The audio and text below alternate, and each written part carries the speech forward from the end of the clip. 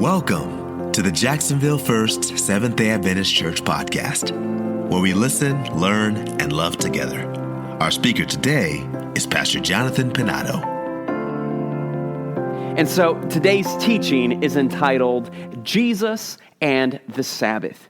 And what we want to do today is we want to look at three separate principles that Jesus shared about Sabbath keeping based on Mark chapter 2, verse 23 says, "One Sabbath, Jesus was going through the grain fields, and as his disciples walked along, they began to pick some heads of grain. The Pharisees then said to him, 'Look, why do your disciples do what is unlawful on the Sabbath?' And Jesus answered them and said, 'Have you never read what David did when he was hungry and in need? In the days of Abiathar the high priest, he entered the house of God and ate the consecrated bread, which is lawful only for priests to eat. And he also gave some to his companions.'" Verse 27.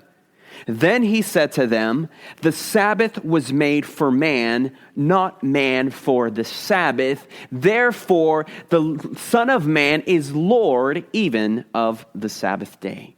First and foremost, what we're going to find out is that Jesus defied the Sabbath conventions of his day. That is, Jesus' Sabbath keeping always looked to his enemies like Sabbath breaking. Let me say that one more time. Jesus defied the Sabbath conventions of his day. Jesus' Sabbath keeping always looked to his enemies like Sabbath breaking. Now, when we look at this passage here in Mark chapter 2, one of the challenges that we face in understanding this passage and understanding what the Pharisees are saying, understanding what Jesus is saying, is that the challenge of competing values. And this passage presents competing values. There's the values presented by the Pharisees, which would be strict Sabbath keeping. And then there's the values presented by Jesus, which is proper Sabbath keeping. And we're going to see these competing values. Life, my friends, can sometimes be made up of competing values. In other words, you have two values, you have two items, two things that are equally valuable, but sometimes they seem to be at odds with one another. And to hold on to one seems like you're letting go of the other value or you're denigrating the other value. And let me just give you a few examples of what this looks like in real life. Now, I don't want you to get distracted by these examples, but these are just examples of competing values and the difficulty that there exists sometimes on holding on to what may appear on the surface to be mutually exclusive values. Now, please, don't get distracted with the following illustrations that I'm about to use as examples of competing values. So, there's the question of abortion. And when you hear the arguments about abortion, you'll hear both sides. You'll hear one side says right to life, which is an important value. And then the other side will say the right of choice, which is also an important value. And so you have these two values which are both important, and they are sometimes competing. It seems that they're sometimes at odds with one another. How do we encourage the right to life while at the same time respecting the right of choice? Sometimes it's not that easy. And that's why this issue is so controversial, because you have two values which are equal, but they're in competition one with another. Moving on, example number 2 of competing values. In this country, that is the United States of America, when we speak about politics, we largely have a two-party system. And so we have those on the left, and then we have those on the right. Those on the left are called the Democrats. Those on the right are called the Republicans. And both have competing values with one another. The Democrats have things that are positive. The Republicans have things that are positive as well. Both sides present positive values, but then both sides have certain negative aspects about them. And so again, you have two competing values, and sometimes they seem to be at odds with one another. Sometimes life can be made up of competing values. Another example of competing values in real life, and this is in the context of religious liberty, when a church member wants to have the Sabbath off. And so he has a particular right, at least in this country, the United States of America. They have the right of employees, and one of those right of employees is religious liberty. But then on the other side, there's also the right of the employer. That is, that employer, if he chooses to have his business open on Saturday, the seventh-day Saturday Sabbath, then that employer has certain rights and expectations of his employees, that his employees will be there to help fulfill the mission of his business, or the purpose of his mission, that is. So you have competing values. And sometimes when these cases are at odds with one another, there's an employee who wants the Sabbath off, and the employer is not giving him the Sabbath off, or then the employer lays the employee off because that employer needs somebody to work on the Sabbath, and so they lay him off to hire someone else who can fulfill that job. And so again, we have an example of competing values. The right of the employer versus the right of the employee.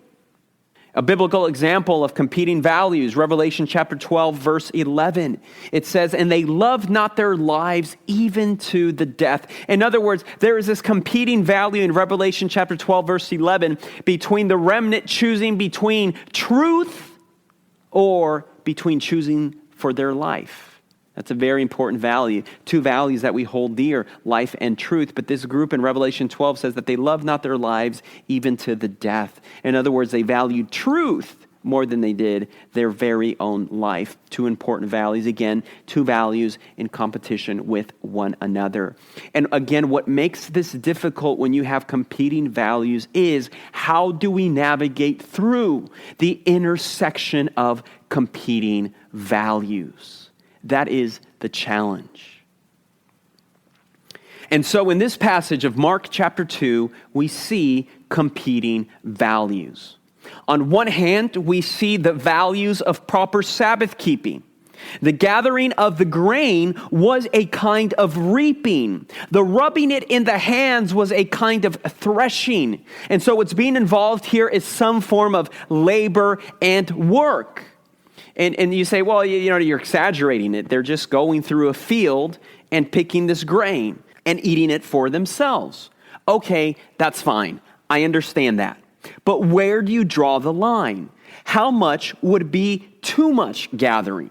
At what point would they cross a line where they've moved from gathering for themselves to gathering beyond what would be considered for themselves? Well, what if they were gathering too much for themselves? Or what if one disciple was helping another one with the gathering? What if he was gathering for someone else? And, to be honest, the fourth commandment, the Sabbath commandment, it speaks against labor and working on the Sabbath. It says, 6 days you shall labor and do all your work, but the seventh day is the Sabbath of the Lord thy God. Now, some people, when they look at that passage of the fourth commandment, they say, well, what it's talking about there is labor for an income, or working for an income. And if that's the position you take, then clearly the disciples were not violating the fourth commandment, because they weren't working for an income. They were just feeding themselves on the Sabbath. But at the same time, I believe that there's also an element in the fourth commandment that goes beyond simply proscribing work for income on Sabbath. I believe it's a broader principle which includes the prohibition of work in general on the Sabbath.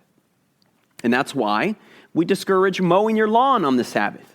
Because even though you're not doing it to earn an income, well, you may be doing it, you may be cutting your lawn to save money, right? But you're certainly not doing your own lawn to earn income, right? Unless your wife is paying you, or spouse is paying you, or parents are paying you, but that's probably besides the point. But anyways, I think you get what I mean, right? We recognize that mowing your lawn on Sabbath, it's still work. And the commandment calls us not to work on the Sabbath. So the question is, how far do you take the commandment not to work?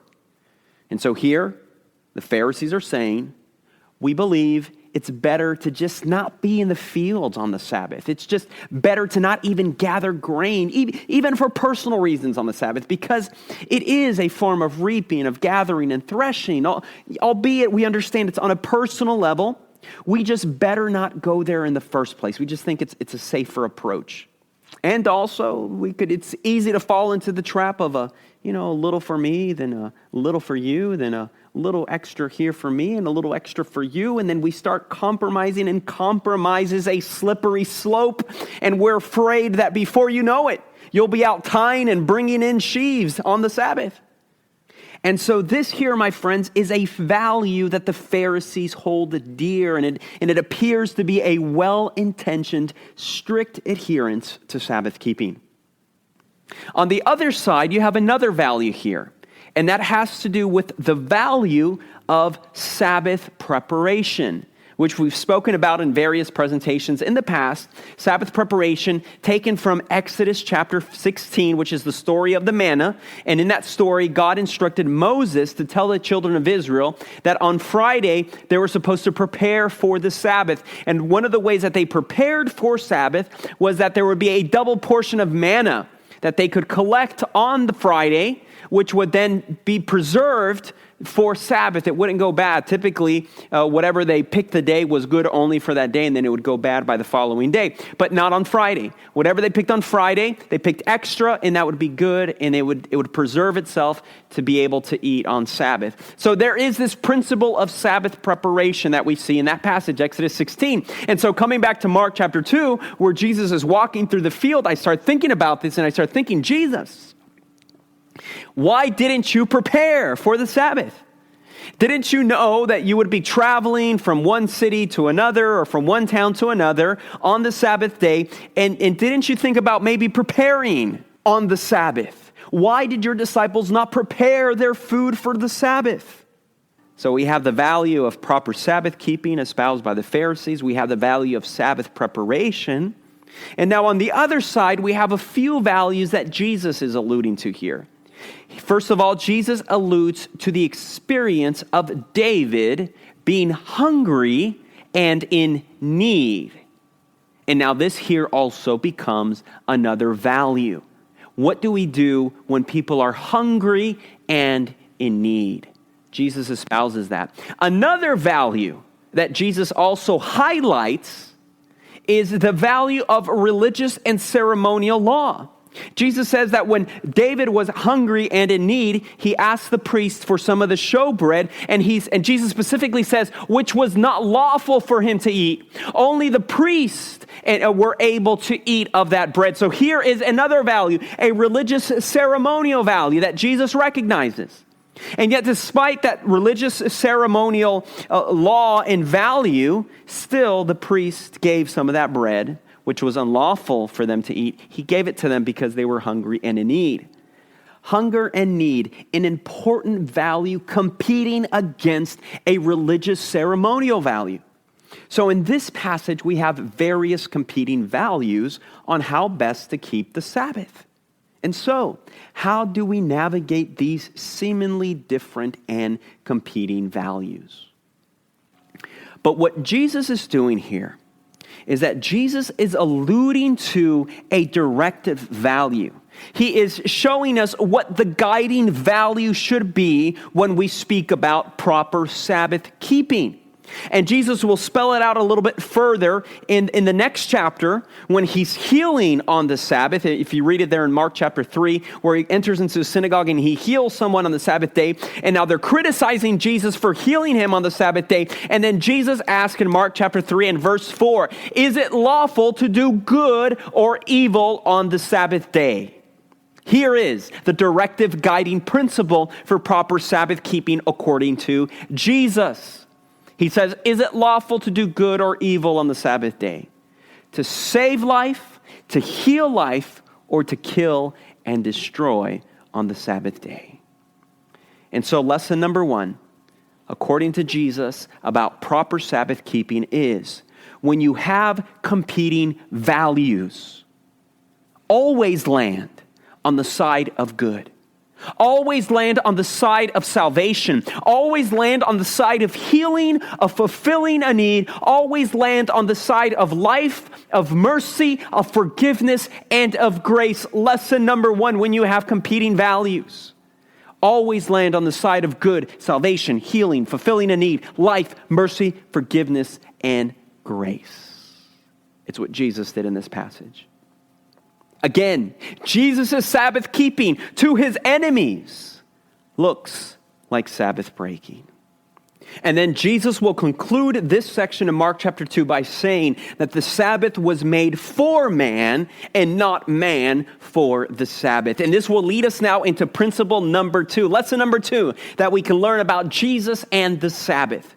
And lesson number 2 is just this: the Sabbath is a gift given to us, to serve us, to minister to us, to restore us. It's for us, he says. But what happens is that all too often, what was meant to serve us ends up demanding tribute from us. What was meant to restore people is turned into their drudgery. What was meant to be a gift becomes some kind of punishment. And so remember the words of Jesus: the Sabbath is for man, not man for the Sabbath, but the Sabbath was created for man. In other words, anything that hinders or gets in the way of Sabbath restoring your soul should be at the least re-examined, re-evaluated, and if need be, stopped altogether. Now here's where we're getting to some hot potatoes. What could some of those things be? Things that are counterproductive to your relationship with God. Things that are a hindrance to your spiritual life. Could it be that you may need to rest from attending church on Sabbath? Now, on the one hand, we'll have the people who never come to church, and when I've just said this, they will say, "Amen, Pastor, amen." And then there's the people on the other side who always come to church, and they're saying, "Pastor, how can you even say that? Now no one will come back to church because you said that church attendance could potentially be a hindrance to our relationship with God." And so just let me ask you this question here, just pushing this issue a little further. Did Jesus go to church? Did Jesus go to synagogue every single Sabbath? Just think about that. Well, the answer is sometimes yes, and sometimes no. The Gospels records that on certain Sabbaths he would go to the synagogue and he would teach, he would participate. The Gospels also tells us that on certain Sabbaths he wouldn't go to the synagogue. He would be found somewhere else. He would be found out in nature. He would be found resting. And in fact, the irony is sometimes on the Sabbaths he would even be rejected out of the synagogue. He would even be kicked out of the synagogue. Imagine that, being kicked out of church and rejected out of church. Have some of our members experienced rejection when they have attended church? Now, whether or not Jesus always went to the synagogue on Sabbath is not the important thing. What the important thing is, Jesus always kept the Sabbath. No matter where physically he found himself on the Sabbath day, Jesus always kept the Sabbath, but not necessarily in the way that we think of it. You see, there is more to Sabbath keeping than simply going to church and attending church. At the same time, if you're parents and you have children, you have to think about the influence of your non-attending church from time to time may have on your children. And so if on a particular Sabbath you realize that you're just so exhausted, you're just so tired, maybe instead of just staying home in bed all day long, maybe taking some time to maybe plan a family outing on Sabbath. Something that can still be intentional, something that can still be purposeful, but yet at the same time restful. What else could we potentially need rest from on the Sabbath, even if it is religious and spiritual in nature? Well, how about church work? How about working? Now, I don't know about you, but when this first COVID thing happened, and it's December 2020, the year is coming to an end, but yet the COVID is still staying with us, even though the year is coming to an end. But more on that later in another presentation. But I remember when the churches closed down back in March of 2020. And as a church pastor, I'm going to be honest with you. As a church pastor, when the churches first shut down, we were streaming, we were doing pre-recorded presentations, and so that meant that we recorded the presentations during the week, and then on Sabbath morning, there wasn't the rush to have to get ready and have to, go off to church and be occupied at church and minister at church, but all the ministry had already been done, the presentation was already done, and so Sabbath mornings, I found myself actually having time where I could sit down and I could eat breakfast with my family. And then we could have family worship Sabbath morning. And then for the 11 o'clock service, I could actually sit and listen to a presentation and be ministered to. And so I'm not going to lie to you, but those first few weeks, I was kind of thankful that we didn't have church anymore because it was somewhat of a rest for me. It's somewhat of a break. And I think I'm not alone because I know that in our church, there are those deacons, there are those deaconesses, there are those elders who are consistently serving week after week, week after week, and they get exhausted. And I know you get exhausted. You've told me that you get tired. And then at the same time, there's people who come to church week after week and they do nothing at the church. And I don't want to necessarily sound harsh with anybody, but you know who you are, right? But there's some people who work so hard and they're tired. Could sometimes even church work be a hindrance to proper Sabbath keeping? Could it possibly be that sometimes church work is being detrimental to our relationship with God and the Sabbath? I have felt the same way. I don't play the piano too much anymore, but when I have in the past, I remember when I was a teenager and I would be playing the piano for our church and I was the pianist every Sabbath. And it was wonderful to be able to do that, but then sometimes I just wanted to sit down. Sometimes I just wanted to not play the piano and just sit down and be ministered to by someone else, right? Because sometimes you get exhausted. And that's why you hear what Jesus says to his disciples. He says, come apart and rest a while.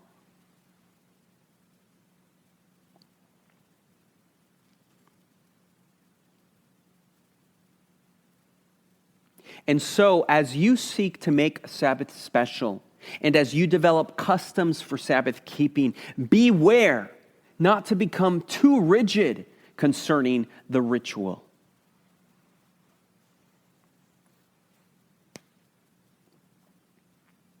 And this is the whole purpose of principle number 2. The Sabbath is given as a gift. And if anything about Sabbath keeping, if anything about your religious, spiritual life, you realize is actually becoming a hindrance, then at the least, it should be reevaluated. Now, it's important because I don't want us to confuse the tradition of keeping the Sabbath with the reality of the Sabbath.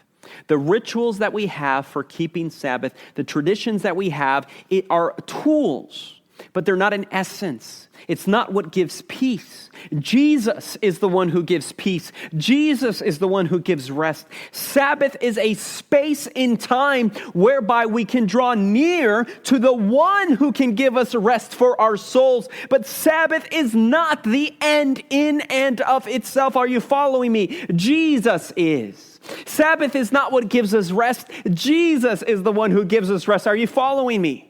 The goal, the purpose is Jesus. Everything else simply becomes a tool to enable and to enhance that rest. Which brings us to lesson number 3. And this one is found in John chapter 5 now. So open your Bibles to John chapter 5. John chapter 5 is the story of the healing of the paralytic man or at the pool of Bethesda, the man who was lame at the pool of Bethesda on the Sabbath day. And principle number 3 here, when you read this story, principle number 3 that Jesus teaches us is that Sabbath is a day for working. Sabbath is a day for service. And now we began this presentation with talking about competing values. And so here, again, we see competing values. Sabbath is a day for rest. And now we're going to learn from Jesus in John chapter 5 that Sabbath is a day for working. Follow along here. So Jesus heals the man on the Sabbath. Verse 16, notice what Jesus says. Now, because Jesus was healing people, verse 16, notice what the Bible says. Now, because Jesus was healing people on the Sabbath, the Jewish leaders began persecuting him. And verse 17, it says, and Jesus told them, my Father is always working. Now, this is interesting. Jesus is speaking about the Sabbath, on the Sabbath, and he's saying, my Father is always working. And that's very interesting because in Genesis chapter 2, it specifically says that God on the Sabbath day ceased from all his work, that he rested, and it's emphasized over and over again. And on the seventh day, God rested from all the work that he had been doing in it because he rested from all his work. He just keeps repeating that notion that on the Sabbath in Genesis 2, God rests. But yet here in John chapter 5, Jesus is telling us, no, on the Sabbath day, my Father is always working, even up to now. And so I too am working. Principle number 3, the Sabbath is a day for working. It is a day for service. And again, even though the commandment also says to rest and not to work, Jesus says, no, God works on the Sabbath and I too work on the Sabbath because Sabbath is a day for working. Wait a minute here. So what changed? What changed from Genesis chapter 2 to John chapter 5? In Genesis chapter 2, God is resting. He's not working on the Sabbath. And in John chapter 5, now he is working. Something has changed. What has changed? Well, let me tell you what changed from Genesis 2 to John chapter 5. What changed is this thing called sin. In Genesis chapter 2, when God is resting, it's because sin had not yet entered this world. But then one chapter later, in Genesis chapter 3, sin now enters this world and it continues to do its baleful work all through the centuries, all the way up until John chapter 5, and even to this day, and it will continue in the future until Jesus returns a second time. You see, my friends, what has changed is sin. Sin has changed everything. Sin changes everything. And one thing that we have learned from living in a sinful world is that the destructive element of sin does not stop working. Even on the Sabbath day, sin does not take a break. Sin does not rest. And therefore, God's healing and restorative grace likewise never stops working. And so Sabbath is a day for working.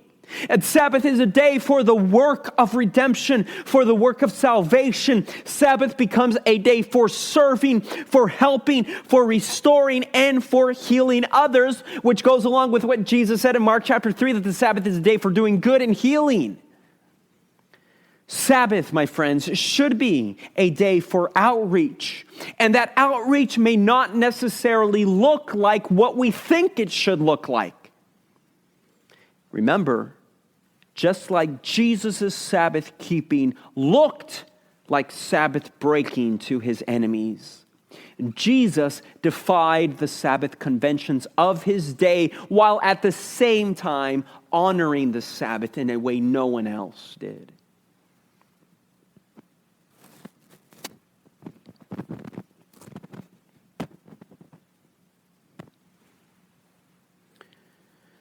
And so what could this look like? Well, I remember hearing the story of a theology professor. I remember hearing the story of one of our theology professors at one of our Seventh-day Adventist institutions. And believe it or not, this theology professor would not always go to church on the Sabbath. And that was scandalous. Would it mean that he wouldn't take his family to church? He wouldn't attend church sometimes on the Sabbath. Well, what's going on? Well, what would this theology professor do sometimes on the Sabbath if not go to church? Well, what he would do is he would do a brief family worship in his home with his children.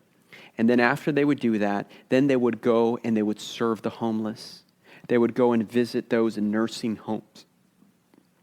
They would go and visit those in nursing homes. They would go to the hospital and visit and pray with and for people. They would visit the shut-ins of the church, those who were unable to attend church. In other words, sometimes he would not attend church because him and his family were out serving and they were out working on the Sabbath. And believe it or not, it was controversial. And so let me just ask you something. What if we turned certain Sabbaths into days of service and days of work? Now, here in our local setting, we've kind of done that every once in a while. Maybe once a year we'll do that. But what if we did it more often? A few years ago, we did Global Youth Day where all the churches in our city gathered together. And instead of having a worship service in the morning, we went out and we served our community that morning. And then afterwards, we gathered together in the park, and then we ate lunch. And while we're eating lunch, then we had the worship service, and then we had songs, and we had singing, and we had testimonies, and we had a word of encouragement. A few years ago on Sabbath, instead of doing a sermon and a worship service, our church here gathered to prepare meals. During the 11 o'clock divine worship service hour, we prepared meals for hungry children. What if on a Sabbath we would have a food drive instead of a worship service? And what I've heard from those of you who participated, now not everybody participated, because not everybody thought that it was proper Sabbath appropriate activity. For them, the only proper Sabbath-appropriate activity was sitting in the pew for Sabbath school and the teaching, and then engaging in a worship service with a sermon and singing. But not from those who did not participate, but from those who did participate. All I heard from those who participated were positive testimonies that it was an engaging, energizing experience for you, an uplifting experience for you. You shared with me that it was one of the most blessed, beneficial, uplifting Sabbath experiences that you ever had.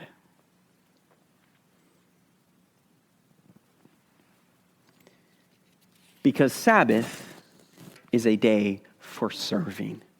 It's what Jesus tells us. Sabbath is a day for working. And yes, sometimes you have these competing values, but we have to find a way to navigate through them and hold one another in balance.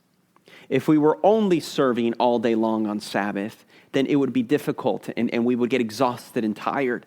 But if all we do on Sabbath is rest and come to church and sing and listen to a teaching and listen to a sermon, if that's all we do, then Sabbath becomes boring and a drudgery. We have to maintain both values in balance with one another. And so in summary and in conclusion, we learned the three things that we've learned from Jesus about the Sabbath is, number one, when you have competing values, always land on the side of good, on the side of salvation, on the side of healing, fulfilling a need of life, mercy, forgiveness, and grace. Principle number two about Sabbath keeping that we learned from Jesus is that the Sabbath is a gift given to us, to serve us, to minister to us, to restore us. Let us not allow what was given to serve us to end up demanding tribute from us. Let us not allow that which was meant to restore us to be turned into drudgery. Let us not allow what was given to us as a gift to become a kind of punishment. And principle number three that we've learned from Jesus is that Sabbath is a day for working and for service. This podcast is brought to you by the Jacksonville First Seventh-day Adventist Church. Connect with us on www.jaxsda.org or on Facebook and YouTube. We look forward to sharing more inspiring messages with you.